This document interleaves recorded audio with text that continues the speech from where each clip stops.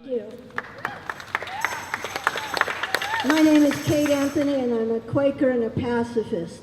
And I was asked to talk about why it is we do all of this, because I've been doing it for a long time.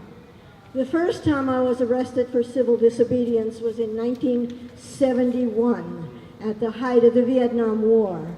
It felt urgent and critical. The U.S. was attacking people halfway around the world who had not attacked us and were not threatening us. We were bombing villages out of existence, defoliating forests, committing atrocities. I felt that if I were not fighting against that war as hard as I could, then I was complicit, and some of that blood was on my hands.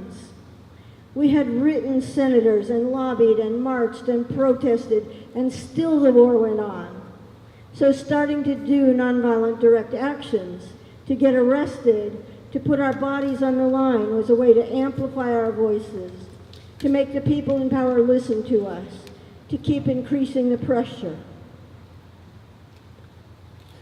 So here we are, all these years later, and we are once again in an urgent and critical situation.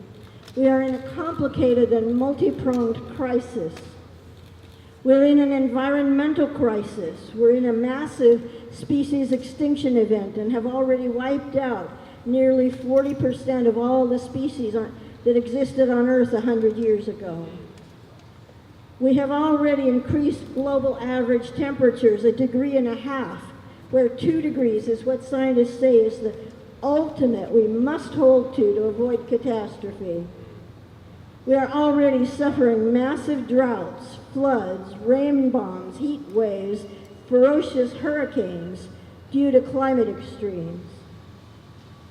Our democracy is in crisis, being eroded more each day. Voting rights are being taken away. Elections are being tampered with. The truth is being battered and trust in information sources undermined. Our economy is in crisis as wealth is concentrated in fewer and fewer hands, leaving less for the rest of us. Our civil society is in crisis as the flames of fear and hate are constantly being fanned. The current administration's xenophobic vision of America is inciting racist violence. Attacks against Muslim, South Asian, Sikh, Hindu, Arab, and Middle Eastern communities in the U.S. were up a staggering 45% in 2017, as well as increasing violence against African American and transgender people. Thanks. All these crises work together and intensify each other. All of them are dangerous and urgent. If I do nothing, then the extinction of all these species, the suffering of all these people, the spread of racism and hatred is on my hands. If we do nothing, then the extinction of all these species, the suffering of all these people, the spread of hatred and bigotry, if we do nothing, then all of this is also on our hands. We are in crisis, and the people in power do not care. They're not listening.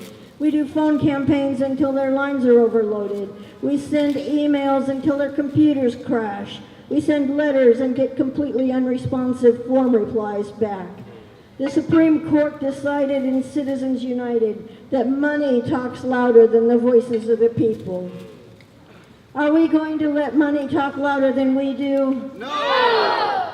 We come here each week to make it clear that we do not want to be complicit in these evils.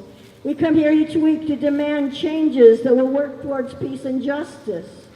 We come here each week to make our voices heard over the roar of the money.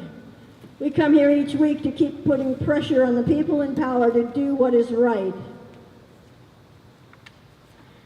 American poet and philosopher Henry David Thoreau in 1848 argued that individuals should not permit governments to overrule or atrophy their consciences. Thoreau was motivated in part by his disgust with slavery in the Mexican-American War. It is said that Thoreau was in jail for civil disobedience. Ralph Waldo Emerson came to visit him and said, "Henry, what are you doing in jail?" Thoreau looked at him and said, "Ralph, what are you doing out there?" Amen. Martin Luther, the original one for whom Martin Luther King was named in 1521, was called on by the Catholic Church hierarchy to renounce his writings and beliefs. He replied, "Here I stand, I can do no other," even though this meant being excommunicated and outlawed. "I can do nothing else." We are here because it is the right place to be and what we must be doing. We are here not to be complicit. We are here to be heard. Thank you very much for being here, everybody.